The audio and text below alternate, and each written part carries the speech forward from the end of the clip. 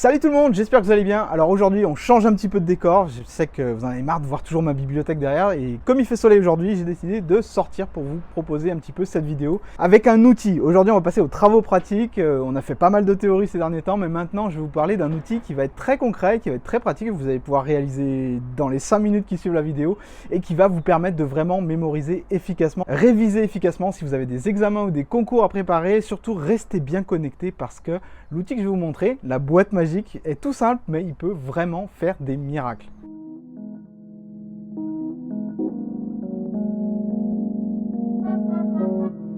Avant de commencer, je tenais à vous rappeler que depuis peu, j'ai lancé l'initiative du Lab avec le bouton rejoindre sur ma chaîne YouTube. En devenant membre du Lab, vous avez accès à des avantages et des vidéos exclusives que vous pourrez découvrir sur la fiche dans la description. Alors, la boîte de révision, c'est quoi? C'est tout simplement une boîte à chaussures. Et c'est cet outil qui va vous permettre de mémoriser à très long terme. Vous allez voir comment. Vous connaissiez le principe des flashcards, des cartes de révision, mais là on va aller un petit peu plus loin et surtout on va aller de façon un peu plus efficace. Pour créer votre boîte magique, vous aurez besoin d'une boîte de chaussures. Plutôt ce format, hein. Prenez pas les boîtes de Converse parce que vous allez avoir des problèmes. Des fiches Bristol. Un tas de fiches Bristol, des fiches, enfin des bouts de papier. Si vous n'avez pas de fiches Bristol, ça marche tout à fait, vous n'êtes pas obligé d'en acheter spécifiquement, même si un tas comme ça c'est même pas 10 € je crois, donc vous avez le lien dans la description. Et enfin vous aurez besoin de bouts de carton. Une fois que vous avez tout ça, vous êtes prêt à commencer votre boîte de révision, votre boîte magique comme je l'appelle. Alors qu'est-ce que vous allez faire tout simplement avec cette boîte? Dans un premier temps, vous allez la préparer. Alors, comment on la prépare? Tout simplement, vous prenez vos bouts de carton et vous les découpez de façon à ce qu'ils rentrent. Ces bouts de carton vont servir d'intercalaire pour vos fiches de révision. Vous l'avez deviné, les fiches de révision, ça va être les fiches Bristol. Mais attention avec les fiches de révision, il faut les faire d'une certaine façon. Je vais vous montrer, j'ai fait plein d'exemples pour vous. Comme ça. Comme vous le voyez, en rouge sont encadrés les trucs les plus importants. Dans la fiche de révision 2, là vous avez toutes les idées clés d'un cours. L'idée c'est de ne surtout pas mettre des phrases entières, des phrases complexes, c'est bien de réagir en mots-clés, décerner quelles sont les idées clés. Et si vous ne savez pas comment faire ceci, je vous recommande de regarder la vidéo que j'avais faite, la vidéo tuto que j'avais faite sur comment faire des fiches de révision efficaces. Vous trouverez ça dans la description ou en haut, sur les petites fiches. Donc d'un côté vous avez votre fiche de révision et de l'autre vous avez juste marqué fiche de révision avec le titre du cours. Oui, c'est un peu ce qu'on appelle une flashcard, mais en taille plus grande. Alors pourquoi on utilise des fiches comme ceci, petites, format A5 et pas quelque chose de plus grand? Et bien tout simplement parce que ça force votre esprit à être plus synthétique. Si vous preniez des pages A4 par exemple, vous seriez tenté de recopier le cours directement ou de faire une espèce de résumé, et c'est pas ça qu'on veut quand on fait une fiche de révision. On a besoin d'être synthétique, vous avez besoin de créer pour votre mémoire des crochets d'accès en fait. Et c'est juste en voyant un petit mot-clé, une petite chose, que votre cerveau va tout naturellement ressortir tout ce que vous avez mémorisé, tout ce que vous avez appris. Ces fiches sont faites à la main.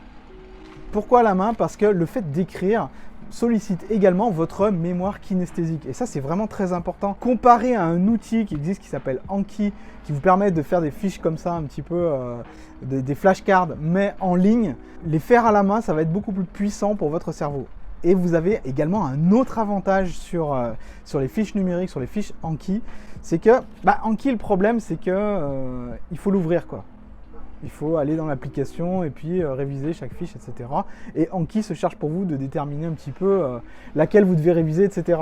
Mais vous ne savez pas vraiment où vous en êtes. Et des fois, on a trop la flemme, on n'a pas la motive d'ouvrir Anki, même si on a plein de notifications qui s'affichent. Vous savez ce que c'est, on le fait au début, puis après, on le fait plus, quoi. Et là, ça va être complètement différent. Parce que cette boîte-là, la boîte magique, elle va être sous votre nez tous les jours. Le but de cette boîte, ça va vraiment être de la mettre sur votre bureau. Et la première chose que vous allez faire le matin, si vous avez envie de créer une habitude durable, c'est de la mettre devant vous et de réviser. Je vais vous expliquer exactement comment vous allez réviser. Vous allez voir, c'est là que la magie va vraiment opérer. Un dernier mot sur les fiches. Alors, ok, c'est petit et tout votre cours ne va pas rentrer dans cette fiche. On est d'accord. Ne cherchez pas à tout faire rentrer dans cette fiche. Au contraire, faites un maximum de petites fiches comme ça. Ça va vous aider plus tard à apprendre de façon beaucoup plus digeste pour votre cerveau. Donc, si vous avez un cours très dense, et ben ça va peut-être représenter juste la première partie, chapitre 1 par exemple, ou juste un paragraphe peut-être, même si vous avez vraiment beaucoup d'informations. Bref, l'idée c'est vaut mieux faire plein de petites fiches plutôt qu'une grosse qui récapitule tout. C'est beaucoup plus efficace pour la mémoire, croyez-moi. Donc votre boîte, toute faite, ça va ressembler à ça. Tac. Et comme vous pouvez le voir, j'ai mis sur chacun des cartons séparateurs un numéro de rappel.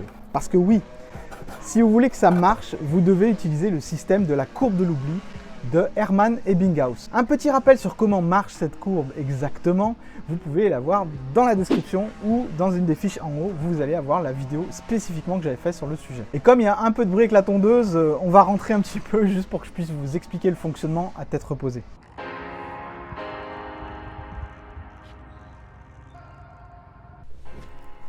Voilà, bon, c'est quand même plus facile ici. Maintenant que vous avez votre boîte de prête, il est temps d'y mettre vos fiches de révision et je vais vous montrer exactement comment faire. Voilà, maintenant votre boîte est prête, votre boîte magique est prête, vous pouvez vous en servir pour réviser. Alors, je vais vous expliquer un petit peu comment ça marche parce qu'il y a un certain processus à respecter si vous voulez vraiment ne pas tout foirer et garder un bon rythme. Donc, vous avez vos fiches de révision, comme ceci, avec d'un côté le texte et de l'autre côté juste le titre.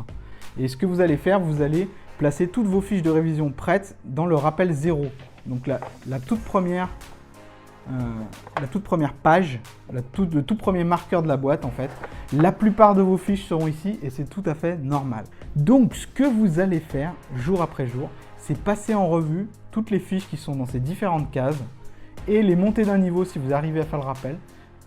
Ou si vous n'arrivez pas à faire le rappel, soit vous les diminuez d'un niveau, soit vous les laissez au même niveau. Peu importe, c'est la même chose.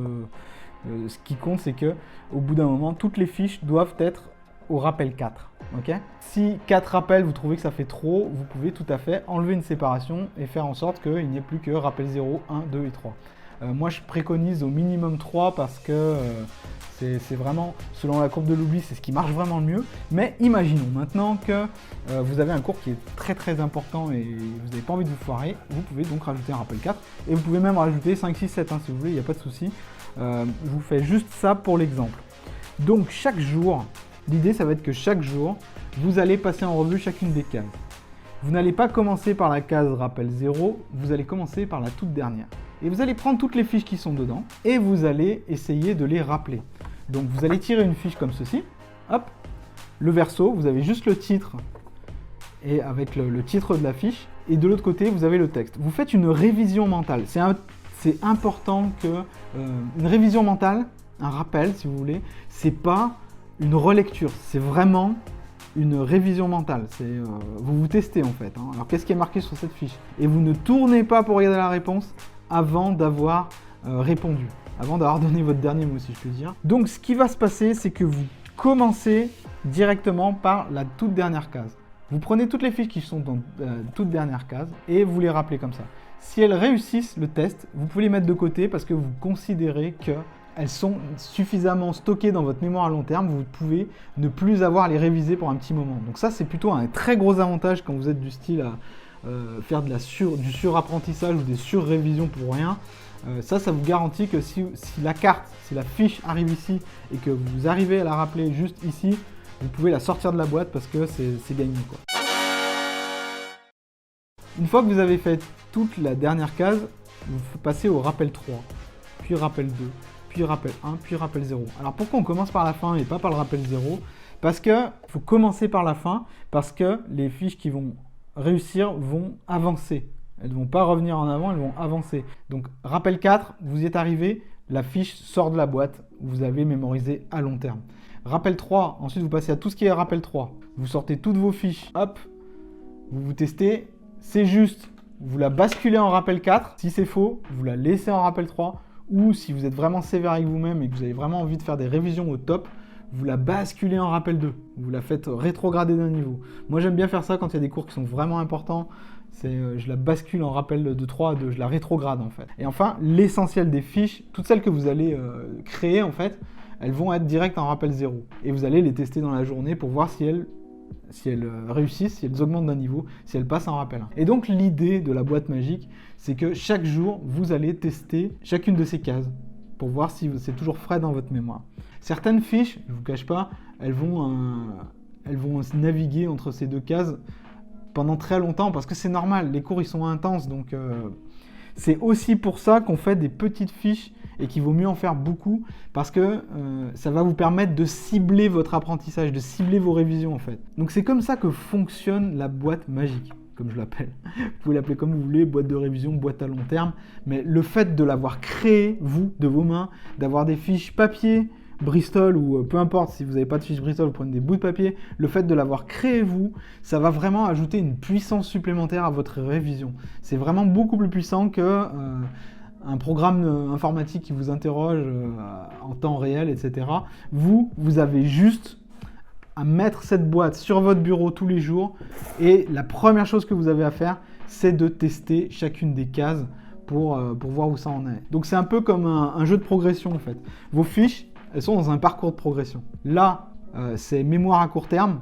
Là, c'est mémoire à moyen terme. Et si ça arrive ici, c'est mémoire à long terme. Donc ça, c'est vraiment très, très intéressant comme outil de révision. Je vous encourage vraiment à l'essayer. Voilà, c'était Jean-Yves et je vous encourage vraiment à essayer la boîte magique. Parce que pour les révisions, c'est un peu old school, c'est un peu artisanal, mais je vous garantis que ça marche du tonnerre. C'est tout simple. Encore une fois, c'est pas parce que c'est simple que les gens le font, les gens ne pensent pas à le faire ou ne le font pas, se reposent un peu trop sur des programmes numériques. Là, vous allez voir que c'est complètement différent et ça va vraiment vous faire gagner un temps précieux et augmenter considérablement la qualité de votre mémorisation. Et ça, vous allez voir, les révisions sont... C'est presque un côté jeu également, donc je vous encourage vraiment à essayer dès maintenant.